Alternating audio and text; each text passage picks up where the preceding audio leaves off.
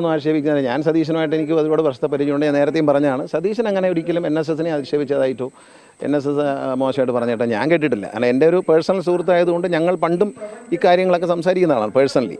അങ്ങനെ ഒരിക്കൽ പോലും അങ്ങനൊന്നും ഒരു സമുദായത്തെയും കളിയാക്കിയൊന്നും സംസാരിച്ചായിട്ട് എനിക്കറിയില്ല.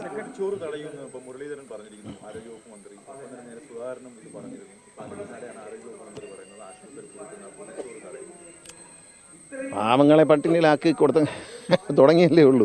ആശുപത്രി കിടക്കുന്ന പാവങ്ങൾ ആര് പൊതിച്ചോറ് കൊടുത്താലും ഏത് പാർട്ടി കൊടുത്താലും അവരെ സംബന്ധിച്ച് ഒരു ആശ്വാസമായിരുന്നു.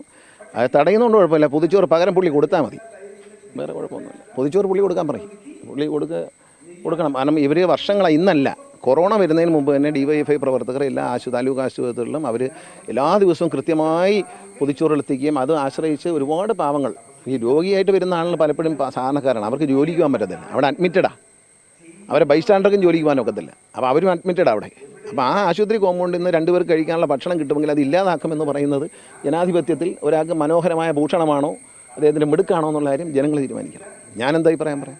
കാരണം പാവങ്ങൾക്ക് കിട്ടിയെന്നൊരു ആനുകൂല്യം അത് നിർത്താൻ പാടില്ല എന്നുള്ളതാണ്. അത് നിർത്തേണ്ടത്. അത് ബോർഡ് വെച്ചാലും ഇല്ലെങ്കിലും DYFI കൊടുക്കും. DYFI കൊടുക്കുന്നത് ബോർഡ് വയ്ക്കാൻ വേണ്ടിയല്ല. DYFI ബോർഡ് വെച്ചാലും വിരോധമായിട്ട് വിളിക്കും. ബോർഡ് വയ്ക്കാതെയും DYFI അത് കൊടുക്കും. കാരണം അത് ഒരു നിസ്സാര കാര്യമായി നമ്മളതിനെ കാണരുത്. യൂത്ത് കോൺഗ്രസ്സിന് ഒരിക്കലും കഴിയാത്തൊരു കാര്യമാണ് DYFI ചെയ്തത്. അവർക്കും ആകാമല്ലോ, അവർക്കും ചെറുപ്പക്കാരല്ലേ, അവരും കൂട്ടായ്മയില്ലേ, അവർക്കും ഇതുപോലെ പൊതിച്ചോറ് കൊണ്ടുപോയിക്കൂടെ? എന്തുകൊണ്ട് പോയില്ല ഇത്രയും കാലം? DYFIക്കാർ മാത്രം എന്തുകൊണ്ട് പോയി? അപ്പോൾ ഒരു നല്ല കാര്യം ചെയ്യുന്നവനെ ഓടിച്ചു വിടും.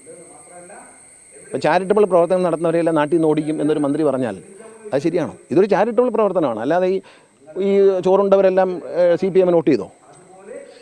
അതൊന്നുമില്ല.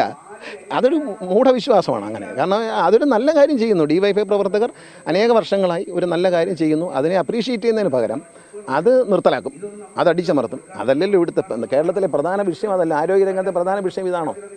മരുന്ന് വാരി കുത്തിവയ്ക്കലും സൂചി കുത്തിക്കയറ്റലും ഒടിഞ്ഞു വയ്ക്കലും അതൊക്കെ അല്ലേ? അതൊക്കെ പരിഹരിക്കും. അത് രാഷ്ട്രീയ വിരോധം. പണ്ട് ചുമന്നവനെ ഇപ്പോൾ കാണുമ്പോൾ അറപ്പ് തോന്നും ചില ആൾക്കാർക്ക്. പണ്ടേ ചുമന്നുകൊണ്ട് നടന്നവരെ എന്നെ ഞാനാക്കിയവരോട് എനിക്ക് വെറുപ്പും അറപ്പും തോന്നാൻ പാടില്ല കേട്ടോ. അത് നിങ്ങളെ ആളിനോട് പറഞ്ഞേരെ, അയാൾ കൂടെ ചേർത്താ പറഞ്ഞു. ഒരാളെ എപ്പോഴും പോയി ഇരുന്ന് സൽക്കരിക്കുമല്ലോ. വലിയൊരു ഔദാര്യമായിപ്പോയി. അത് വരട്ട്.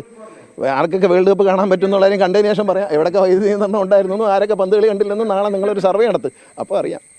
ഇല്ലെന്ന് പറഞ്ഞല്ലേ, വരട്ട്. ആരൊക്കെ പന്ത് കളി കണ്ടു എന്ന് അറിഞ്ഞിട്ട് ഞാൻ പറയാം.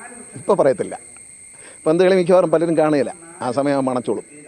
അപ്പം പറയും ലോഡ് കൂടിപ്പോയപ്പോൾ കപ്പാസിറ്റി ഇല്ലായിരുന്നു, ട്രാൻസ്ഫോമറിന് ബലം കുറഞ്ഞുകൊണ്ട് പോയതാണെന്നൊക്കെ പറയും. ടെക്നോളജികളൊക്കെ നമ്മൾ ഇനി കേൾക്കാൻ പോകുന്നില്ലേ ഉള്ളൂ. നാളെ വേൾഡ് കപ്പ് കഴിഞ്ഞിട്ട് കാണാൻ പറ്റാത്തവരുടെ പ്രതിഷേധത്തിൽ നമുക്കെല്ലാവർക്കും ഒരുമിച്ച് പങ്കെടുക്കാം. എന്തായാലും പവർ കട്ടല്ലത്. ഞാൻ ഇന്നലെ പറഞ്ഞു, അത് പവർ കട്ടല്ല. കാരണം ഈ പവർ കട്ട് എന്ന് പറയുന്നത് 9 മുതൽ 9:30 വരെ എന്നൊക്കെയാണ്. ഇതങ്ങനെയല്ല. 9:50 മുതൽ 10:14 വരെ അങ്ങനെ ഒരു പുതിയ സാധനമാണത്. അത് പവർ കട്ടല്ല. നമ്മളത് അല്ല പവർ കട്ട് അത്. പിന്നെ അത് കഴിഞ്ഞൊരു 11:30 മണിക്ക് 11:26 പോകും. പിന്നെ ഒരു 12:15 12 16 ആകുമ്പോൾ വരും. അപ്പോൾ അത് പവർ കട്ടല്ല. എപ്പോൾ വേണമെങ്കിലും അണയ്ക്കാം.